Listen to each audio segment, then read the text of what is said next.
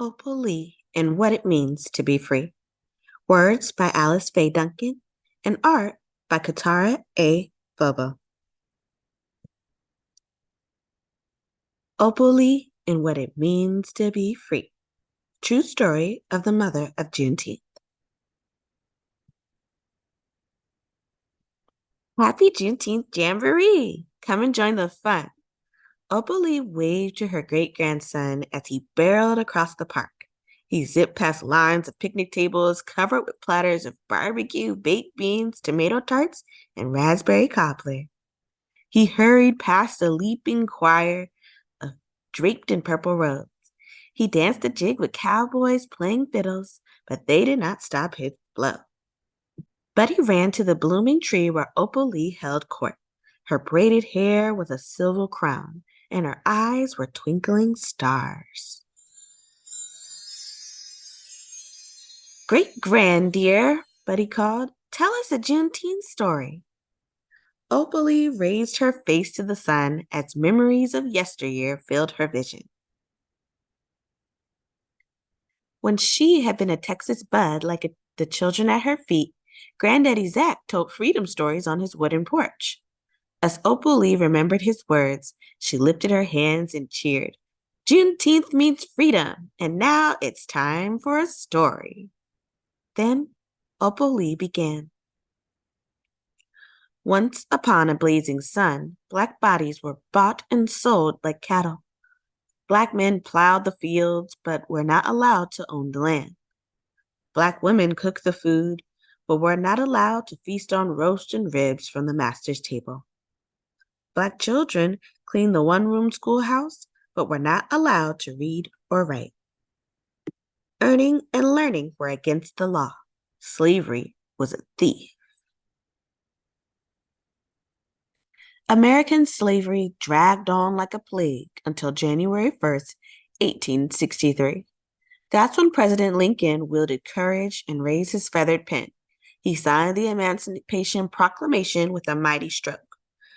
On the first day of January in the year of our Lord, 1863, all persons held as slaves shall forever be free. Glory, glory, glory! Freedom was dazzling news like a bright, starry night. However, Texas was big and many miles away from Mr. Lincoln.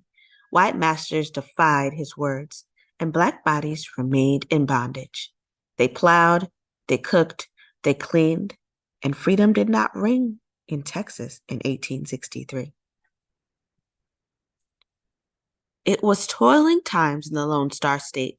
For 2 years, 5 months, and 18 more weary days. Then, finally, joy jumped up with dancing feet in the Gulf town of Galveston.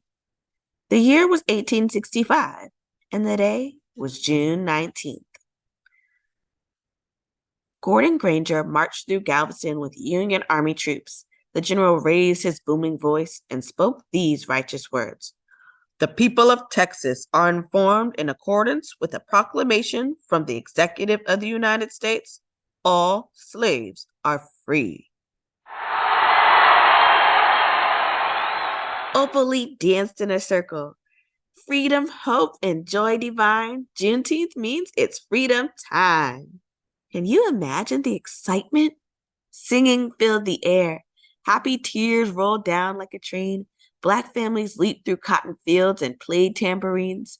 It was a day of jubilee, perfect for Texas barbecue, watermelon, and sweet potato pie, delicious delights they had been denied through servitude. Opal told the children, remember my words for safekeeping. Remember what I say. Juneteenth is bigger than Texas, singing, or dancing bands. Juneteenth is freedom rising, and freedom is for everyone. Juneteenth is you, and Juneteenth is me. As the children clapped and cheered, Buddy tugged her sleeve. Great-granddear, what was Juneteenth like when you were a kid? So Opal unwrapped another story. Black and white people lived separately when I was a child. Jim Crow signs littered old Fort Worth in every public place.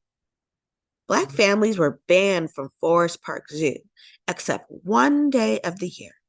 On Juneteenth, we could picnic, party, and ride the Ferris wheel. I hated that zoo, but I loved it too. The birdhouse was my favorite.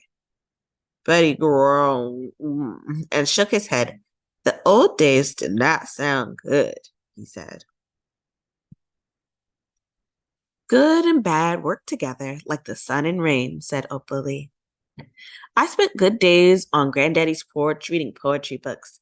His farm was my playground. I ran across the fields and climbed the tallest oaks. Glory, glory, glory. Some memories are like sweet chocolate, but some memories cut and bruise. My saddest season started on Juneteenth, 1939. An angry mob with flaming sticks burned my family's new house to the ground. Their broken minds and evil hearts were so afraid of Black progress, and the police made no arrests. My family had to move away. And yet the embers burn. That fire still lives in me. I learned a big lesson that Juneteenth day. Freedom is a gold coin, and we're struggling to make it shine. And no matter how long it takes for freedom to stretch across the land, I will keep on teaching. I will keep on reaching. I will keep on walking, and I will keep on talking. I'll raise my voice on the prairie and the mountaintops until freedom rings.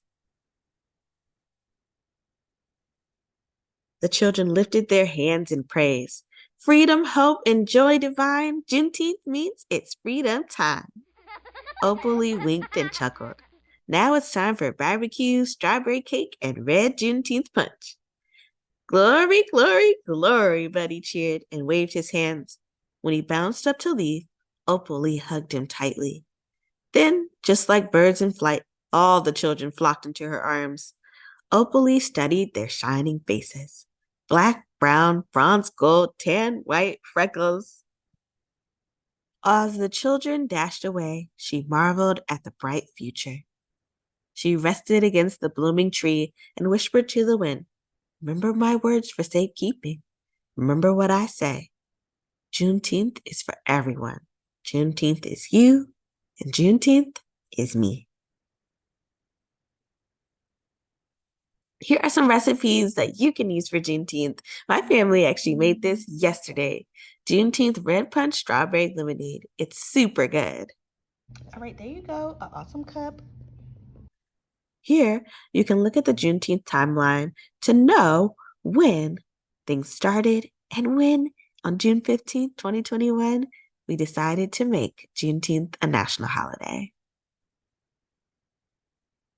You can learn more about Opal from this page, and you can look at the sources to see where this information came from. I hope you enjoyed this story about Juneteenth. Happy reading.